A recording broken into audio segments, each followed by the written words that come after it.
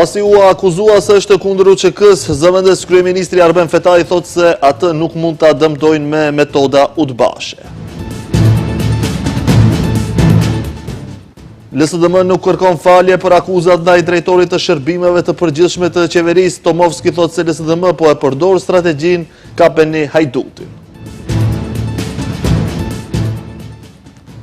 Deputeti i VMRO-s Antonio Miloševski tha se BE-n e shohim si partner të barabartë por pa kushte. Kryeministri izraelit do të takohet me presidentin amerikan për të diskutuar për fazën e dytë të armëpushimit në Gaza.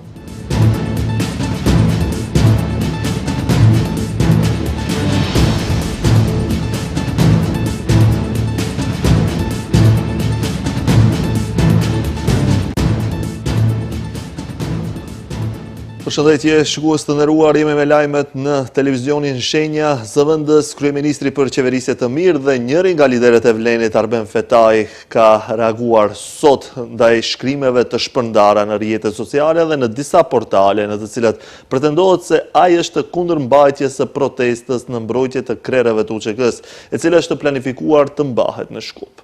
Fetaj ka deklaruar se gabohen në rënd ata që shpresojnë që do ta diskreditojnë duke përdorur metoda udhbashe, siç i ka cilësuar ai. Në rrjetet sociale dhe në disa portale pa adresë të qartë janë shpërndar postime që pretendojnë se zëvendës kryeministri për qeverisje të mirë dhe njëri nga liderët e Vlenit, Arben Fetaj, është kundër UÇK-s. Postimet ndërlidhen me protestën e planifikuar për mbrojtjen e vlerave të UÇK-s, e cila është planifikuar të mbahet në Shkup më 13 dhjetor. Në këto shkrime pretendohet se liderët e Vlenit janë dorëzuar para presionit të kryeministrit Mickoski, i cili ka deklaruar se shpreson që koalicioni Vlen nuk do ta mbështesë protestën. Në reagimin e tij në Facebook, Fetaj ka theksuar se ata që mendojnë se mund ta diskreditojnë me metoda të tilla udhbashe gabojnë rënd dhe se do të përballen me drejtësinë. Kushdo që përdor fotografin time dhe shpik fjalë që nuk i kam thënë me qëllim për të më dëmtuar, le ta di mirë se ka kaluar çdo kufi të lejueshëm.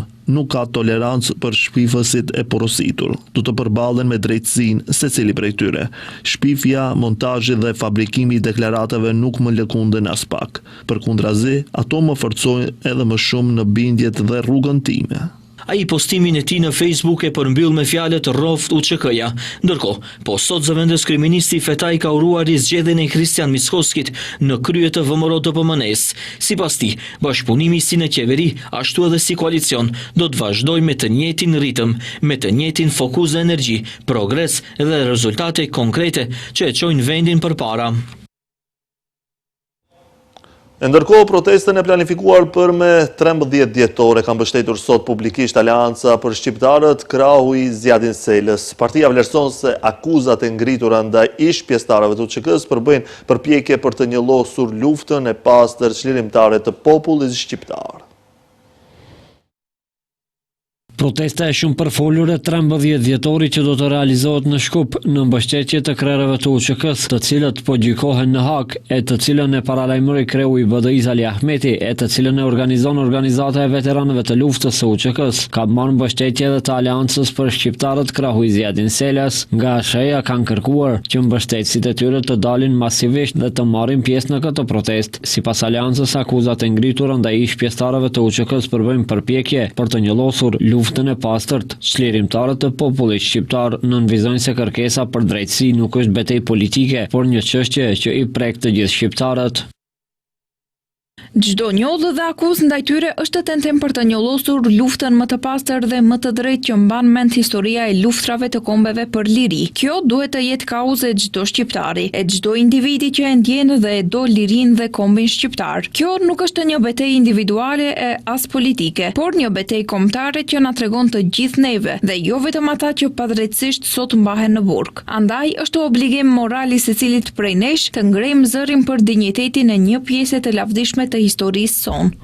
Protesta në fjalë ka ngritur debat në opinion pasi të njëjtën e ka komentuar edhe kryeministri i vendit Hristijan Mickovski, i cili mes tjerash tha se beson që të njëjtën nuk do ta përkrah koalicioni shqiptar Vlen, që është me të në qeveri. Ai këtë paralajmërim e cilësoi si hap të gabuar të kreut të BDI Sali Ahmeti. Protesta është paralajmëruar më 13 dhjetor në ora 13 në sheshin Skënderbeu në Shkup dhe vjen pas protestave të realizuara në Hak, Tiranë dhe Prishtinë. Partia opozitare Maqedones ka vazhduar edhe sot akuzat e nisura dje ndaj drejtorit të sektorit për punë të përgjithshme dhe të përbashkëta në qeveri. LSDM-ja ka publikuar numër telefoni që lidhet me kompaninë që dyshohet se është i Ivica Tomovskit. Partia ka mohuar kërkesën e djeshme të Tomovskit, duke theksuar se nuk kërkojnë falje për ata që vjedhin paratë e qytetarëve. Lidhja Social-Demokrate e Maqedonisë vazhdon luftën siç ata e vlerësojnë kundër krimit dhe korrupsionit të qeverisë së udhëhequr nga VMRO-DPMN-ja. Në vend të kërkimfaljes, ekipi antikorrupsioni i LSDM-s ka publikuar fakte të reja që lidhen me kompani të afërta me Ivica Tomovskin, që mban pozitën e drejtorit në sektorin për punë të përgjithshme dhe të përbashkëta në qeveri, me pastrim parash përmes tendereve të dyshimt. Opozita ka publikuar numër telefoni që lidhet me kompaninë që dyshohet se është i Tomovskit. Jo, nuk do t'i kërkojmë falje Tomovskit. E kemi thënë dhe do t'a përsërisim. Nuk u kërkojmë falje atyre që thithin para nga qytetarët. Edhe Arsovski kërkoi falje. E tani askund nuk është. Hesht. Ne luftojmë kundër krimit dhe korrupsionit dhe vazhdojmë. Në vend të faljes son do të publikojmë edhe një të dhënë, edhe një fakt, edhe një provë. Mes numrave të telefonit që figurojnë në këtë kompani familjare, City Outsourcing është edhe një numër. E kemi kontrolluar atë numër dhe shikoni fotoja e kujt del. E Ivica Tomovskit. Opozitarët kërkojnë që më këtë rast të merret prokuroria dhe antikorrupsioni. Komisioni Antikorrupsion dhe Prokuroria Publike duhet të nisin hetim për konflikt interesi dhe korrupsion në majat e qeverisë së Mickovskit. Kush do t'i kërkoj falje Tomovskit tani? Vetëm qytetarëve mund t'u kërkoni falje, por do të vijë edhe ajo ditë, kur do të përgjigjeni një nga një. Puna nuk ka mbaruar. Ky është skandali i parë nga seria e skandaleve që pritet të publikohen nga LSDM-ja opozitare. Publikimin e skandaleve ka paralajmëruar kreu i opozitës, ndërkaq akuzat në fjalë ka hedhur poshtë si të pabaza Tomovski, i cili ka njoftuar se kundër partisë opozitare do të iniciojë procedurë penale. Pas akuzave të përsëritura të LSDM-s ka reaguar Ivica Tomovski, i cili deklaroi se LSDM përdor strategjinë kapeni hajdutin, duke tentuar t'i paraqes të gjithë politikanët si të njëjtë. Sipas tij, qëllimi i LSDM-s është të shmangë diskutimin për llogaritë sekrete dhe aferat që, siç thonë, lidhen me ish kryeministrin Zoran Zaev dhe ish ministrin e shëndetësisë, kryetarin aktual të kësaj partie, Venko Filipçe. Drejtori i Drejtorisë për punë të përbashkëta dhe të përgjithshme të qeverisë ka reaguar ashpër ndaj akuzave të fundit të LSDM-s, duke i cilësuar si sulme të koordinuara politike dhe të motivuara nga frika dhe mungesa e ideve brenda partisë. Sipas tij, qëllimi i LSDM-s është të shmangë diskutimin për vizat e arta, llogaritë sekrete dhe aferat që, siç thot ai, lidhen me ish kryeministrin Zoran Zaev dhe ish ministrin e shëndetësisë, kryetarin aktual të kësaj partie, Venko Filipçe. Tomovski deklaroi se LSDM përdor strategjinë kapeni hajdutin, duke tentuar t'i paraqes të gjithë politikanët si të njëjtë, edhe pse sipas tij zgjedhjet e fundit e dëshmojnë të kundërtën. Nga kjo parti prej dyrit të shpërsërisin, nuk kërkojmë falje kriminalëve, të jemi sinqert, duke i ditur se nga vjen e gjithë kjo, nga frika dhe frustrimi këtyre politikanëve të tastierës, as që prisja falje, sepse për ta bërë këtë, nevojitet fytyrë, guxim dhe dinjitet moral, diçka që prej kohësh është dëshmuar se nuk e ka as Zaev, as nxënësi i tij më i mirë dhe me zakonet më të këqija, Venko Filipçe. Në reagimin e tij, Tomovski sqaroi se nuk është pronar, nuk përfiton dhe nuk ka asnjë lidhje të drejtë për drejtë me kompaninë që LSDM e përmendi në akuzat e saj. Ai akuzoi LSDM-n se ka publikuar numrin e tij personal të telefonit, mes tjerash paralajmëroi edhe padi për LSDM-n. Në të njëjtin numër ata mund të më telefononin dhe të kërkonin falje, por zgjodhen që të shkojmë në rrugë gjyqësore, prandaj edhe një herë përsëris. Do të përgjigjen dhe do të pasoj padi. Punë të madhe ka kryer ekipi antikorrupsion i LSDM-s.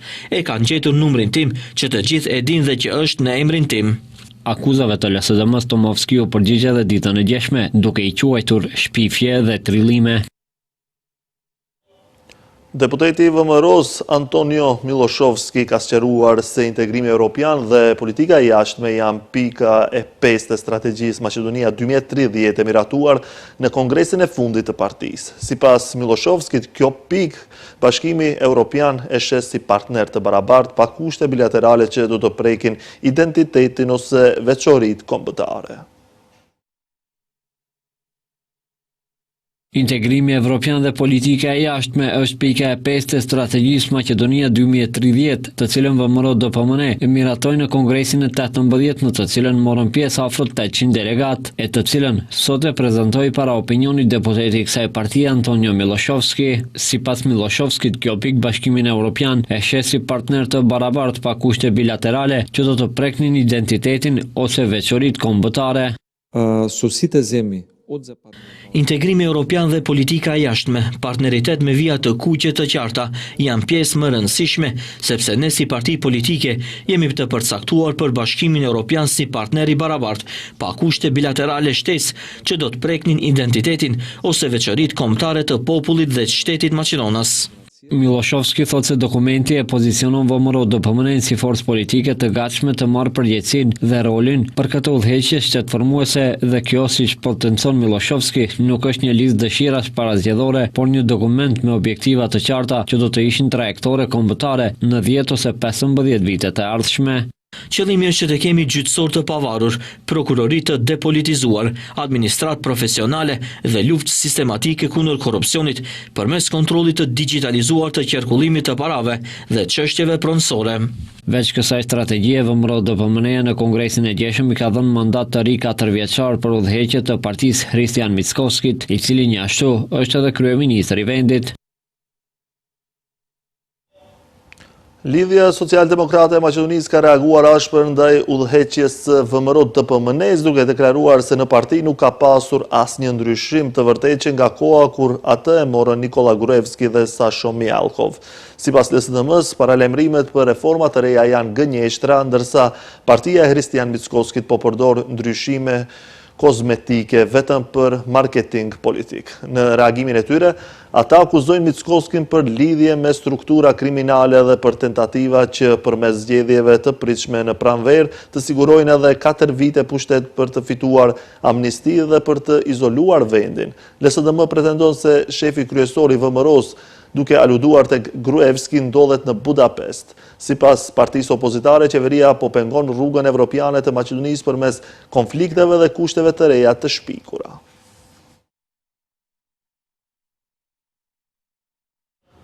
Ambasadorja gjermane në Shkup, Petra Drexler, ka deklaruar se njerëzit në Maqedoninë e Veriut kanë një pritje të justifikuar se investimet e mëdha në procesin e integrimit në BE do të shpërblehen. Procesi i pranimit është i bazuar në merit, atëherë do të duhet të punojmë për të, ka deklaruar ajo. Raporti i fundit i Komisionit të BE-s për gjendjen e negociatave të pranimit dha indikacione të qarta në cilat fusha duhet të bëhen përpjekje të mëdha për të bërë përparim, tha ambasadorja gjermane në Shkup, Petra Drexler, në një intervistë për Radio Evropën e Lirë. Sipas saj, hapi tjetër në procesin e negociatave është i qartë.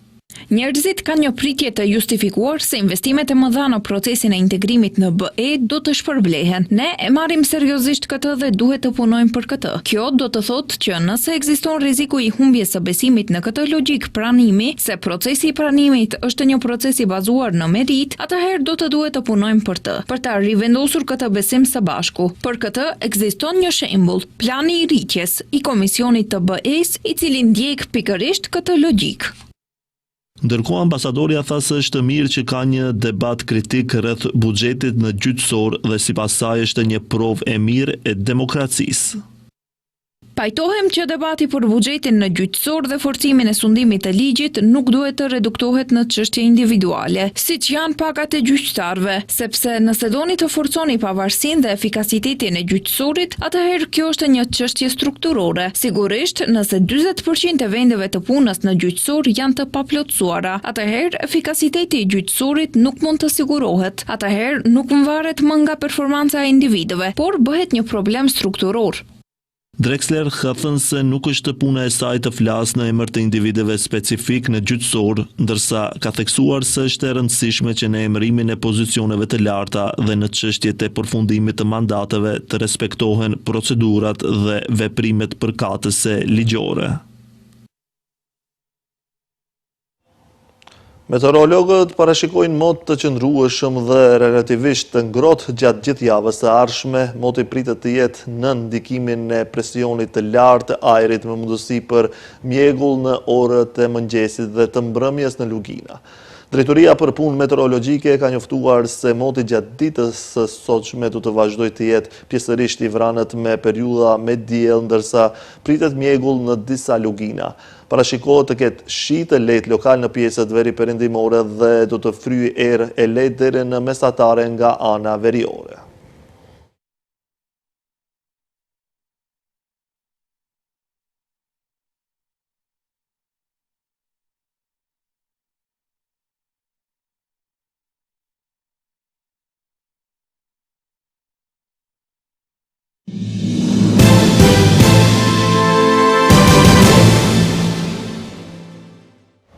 Kryeministri izraelit Benjamin Netanyahu ka bërë të ditur se këtë muaj do të takohet në shtëpinë e bardhë me presidentin e SBA-s Donald Trump për të diskutuar fazën e dytë të marrëveshjes së armëpushimit në Gaza. Pas kthimit të pengut të fundit izraelit nga ripi i Gazës, tha ai, shumë shpejt presim të kalojmë në fazën e dytë, e cila është më e vështirë ose po aq e vështirë sa faza e parë e armëpushimit. Grupi palestinez Hamas thotë se ka dorëzuar të 20 pengje të gjalla izraelite dhe mbetjet e të 28 të vrarëve. Faza e parë e marrëveshjes përfshin lirimin e pengjeve izraelite në këmbim të burgosurve palestinez. Plani parashikon gjithashtu rindërtimin e Gazës dhe krijimin e një mekanizmi të ri qeverisës pa Hamasin.